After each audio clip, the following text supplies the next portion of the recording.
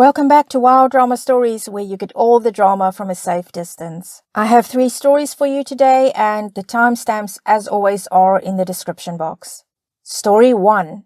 Opie writes, My mother-in-law, 58 female, who we'll call M, loves my, 28 female, garden. However, she sneaks into it and loves to read books, have picnics, and pick flowers too. I'm perfectly fine with this. It's just that my dog, who we will call D, also loves being in the garden too. He poops, plays, runs around and lays in the garden. This would be fine. It's just that M is allergic to dogs. I tell her I'm letting D out to play or use the restroom, but she refuses to leave, saying that, quote, that dog can wait, unquote, or, quote, I'm allergic, unquote, stuff like that.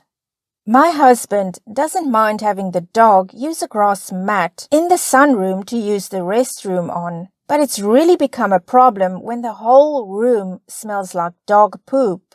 Many guests complain of the smell, and even when I scrub the mat with lots of soap, scrub the floors, wash my dog, and spray the air with air freshener, the odor still manages to come back.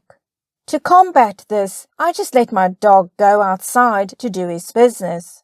M hates this. I ended up explaining the situation, and I told her she's no longer welcome if my dog is going to be a health concern for her. She went insane. She started screaming and yelling, saying that she's entitled to being in the garden. I just told her to leave.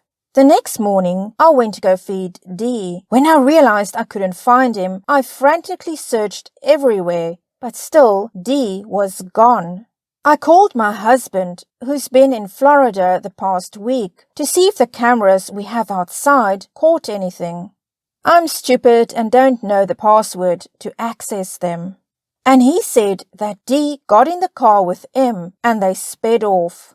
I was pissed. I hopped in my car and drove to M's house to see what happened. And apparently she took my dog to the pound. This psycho stole my dog and drove it to a pound 30 minutes away. I called the pound and the police.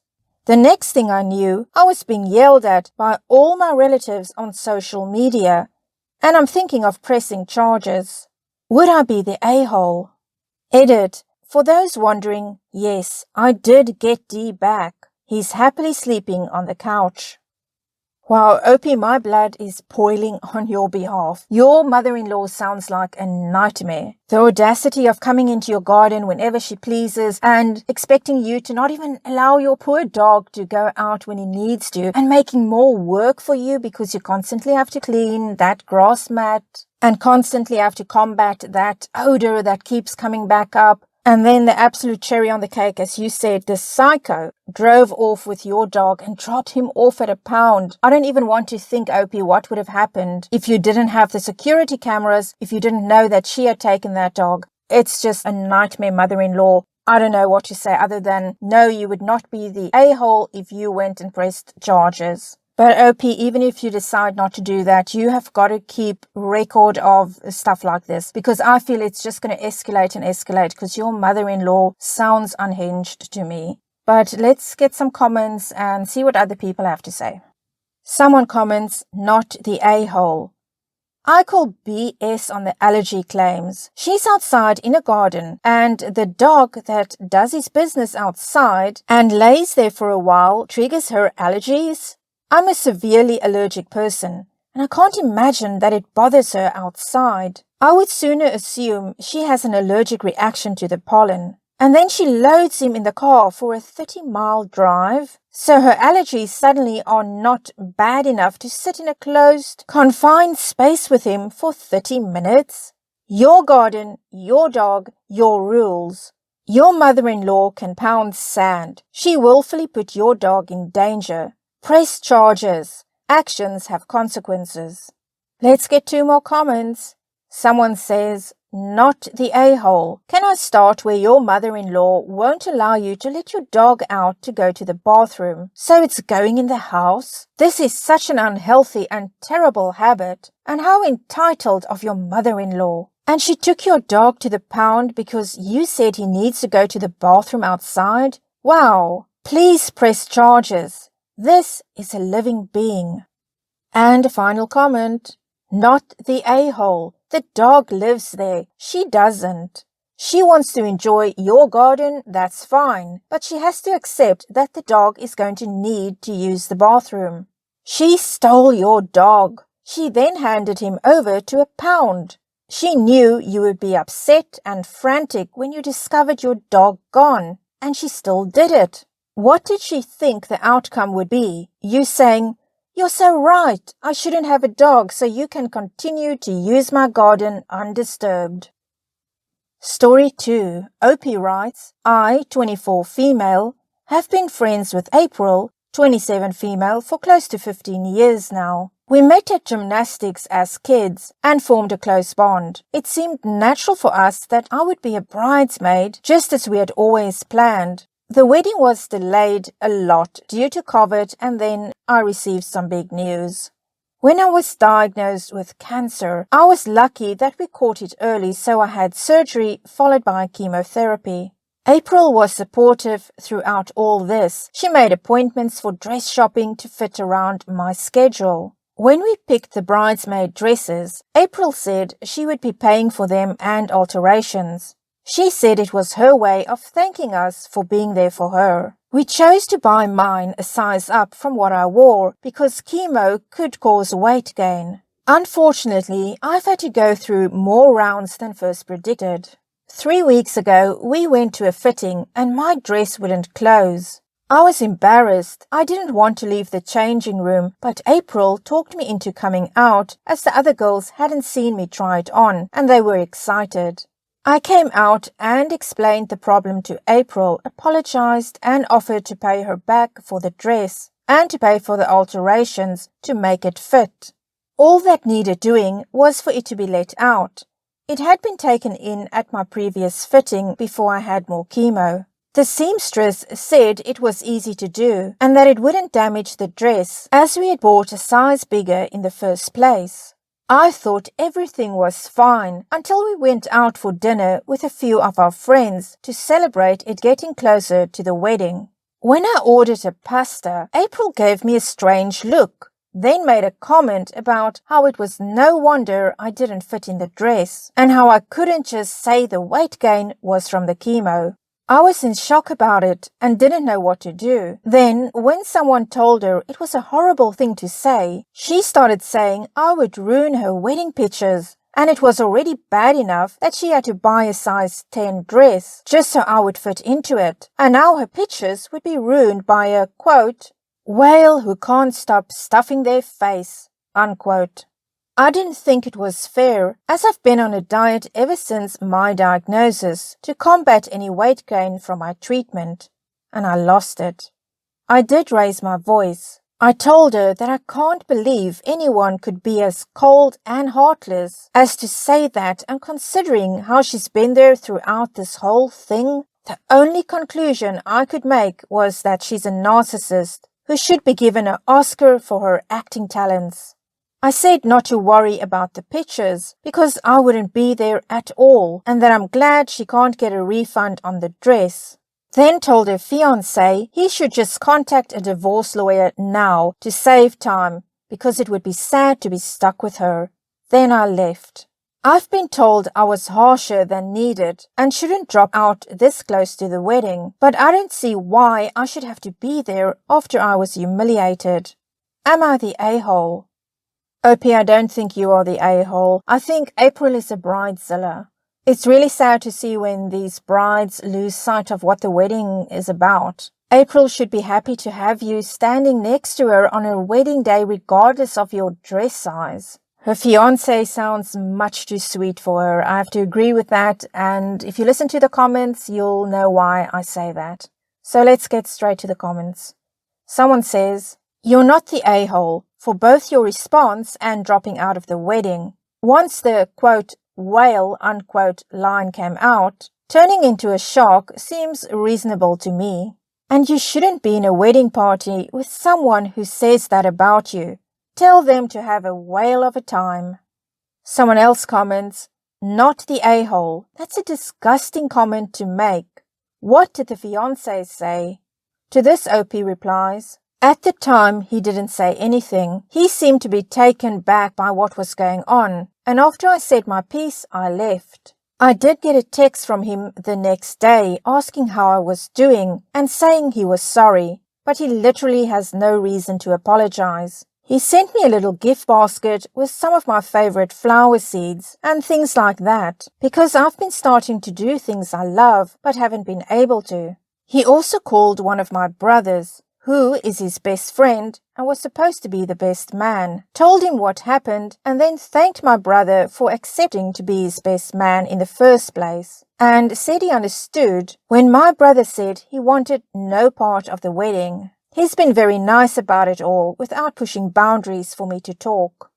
Someone writes, yeah, I read this and was immediately so angry. What the F? This is just effing evil. That bride can just go to hell. She probably did feel really important when helping with the cancer treatments and such. That sounds like something a narcissist would get a lot of satisfaction from. What an appalling person she is. OP is totally not the a-hole. Let's get one more comment before we move on to story number 3. Someone writes, not the a-hole. I hope you're in remission and stay in remission. Yikes to April, and she doesn't get to select what you say, nor do any onlookers. To this, OP replies, I have 2 more treatments left before we review. I'm hoping they're going to be my last. Thank you for being so kind. Story 3. OP writes, I'm in a relationship with a guy who also works in tech. He makes 68k and I make 130k.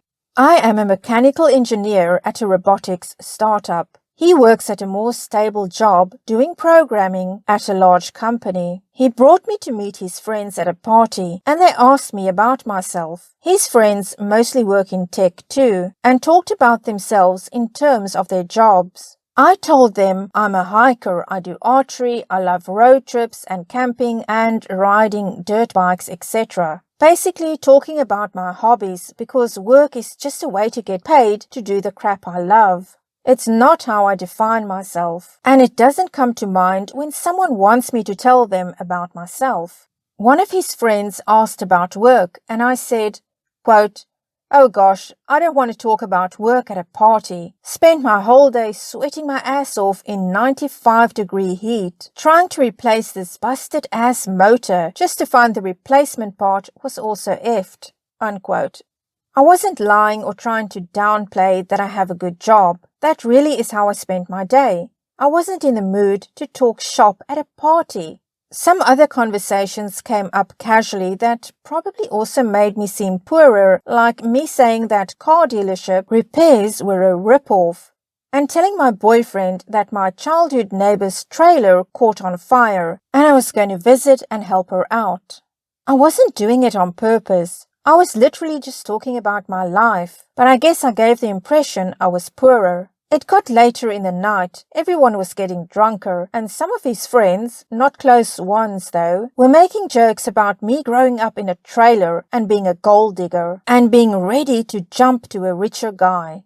Really misogynistic crap, honestly, since they don't even know me and seem to just assume all girls are gold diggers. He didn't say anything. He later said it was because he'd smoke weed and gets quiet and has trouble carrying on a quick conversation when he's high. But regardless, I felt hurt he didn't say anything. I got irritated with his friends and asked, quote, now why the hell would you say that when I make twice what he does? Unquote. His friends went quiet for a second and I continued saying, quote, there ain't no gold to dig here, not with him or anyone at this party. So do you all think I'm cheap or do you think I'm stupid? Unquote. My boyfriend wanted to leave the party shortly after, and he was pretty upset with me for telling everyone I make twice what he does. I said I would have held my tongue if he'd checked his friends himself, but he didn't say anything, so I wasn't about to let them talk to me like that. He said it was humiliating and now everyone thinks I'm a bitch. And I flippantly said, quote, at least they know I'm a rich bitch, unquote. He was angry I embarrassed him when I spoke up. I was angry I had to say anything at all because his friends were talking crap, so it should be on him to check them. Stuff is still tense. Am I the a-hole for explaining why I'm not a gold digger? OP, no, I do not think you are the a-hole. I think those friends are very, very rude. And they thought that they earn more than you, and because of that, they're better people than you are. To me, that's kind of a Pretty Woman moment there in the boutique when they tell her to leave. Big mistake. Huge. But OP, I don't buy your boyfriend's excuse that he was too high to speak up. He wasn't too high afterwards to be mad at you and express himself, but he wouldn't stand up for you in the moment. Regardless of whether or not these friends were close friends or not, he should have spoken up. Instead, you had to do it, and you did a pretty good job. But let's get some comments. Someone says, that is it in a nutshell. He didn't mind OP being humiliated, did he? But as soon as OP said she made more money, he got all upset and defended himself by saying he was high. What a tool. Oh, and the a-hole. His friends are the a-holes also. Sexist, shallow jerks like that don't seem like much fun. No one likes to spend their free time being interrogated and disparaged by a bunch of jackasses. They sound like they think they know the way the world works, and yet are willfully ignorant about so much of life. How tiresome. OP, you are not the a-hole. I think you should make your boyfriend your ex-boyfriend. He sucks, and so do his friends. They are ridiculous, ignorant, foolish people. You sound really cool. Way too cool for these folks, that is for sure. Someone else comments, so he was too high to stop his friends, but wasn't too high to be angry at you. Yeah, BS. He's just as misogynistic as the others. He didn't want to be, quote, emasculated, unquote, by making less. But that's only emasculating to fragile, jealous boys, not mature men, not the a-hole. Let's get a final comment. I'd personally be embarrassed if someone accused my wife of being a gold digger, considering she could out-earn me easily if she worked full-time. She's a stay-at-home mom at the moment, and I didn't say anything. I'd absolutely call them a dumbass.